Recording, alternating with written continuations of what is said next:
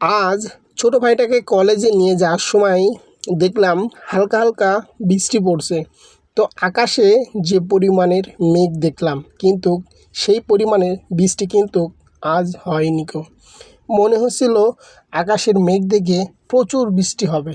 যাই হোক, যতটুকু বৃষ্টি হয়েছে ওইটাই আলহামদুলিল্লাহ, আল্লাহর কাছে শুকরিয়া আদায় করি। কেননা এই কদিন ধরে খুবই রোদ ও গরম পড়ছে, যেহেতু আজকে হালকা বৃষ্টি হয়েছে, এটা আল্লাহর কাছে শুকরিয়া আদায় করি আমরা। এইদিকে রোডে ঘাটে কিন্তু বেশি একটা জ্যামজট ছিল না, কেননা একটু বৃষ্টি হলেই কিন্তু রোডে ঘাটে জ্যামজট হয়ে যায় বেশিরভাগ। যেহেতু আমি সকাল সকাল ছোটো ভাইটাকে নিয়ে কলেজে যাচ্ছিলাম, আর ওই সময় দেখতে পেলাম রাস্তাটা বেশি একটা জ্যাম ছিল না।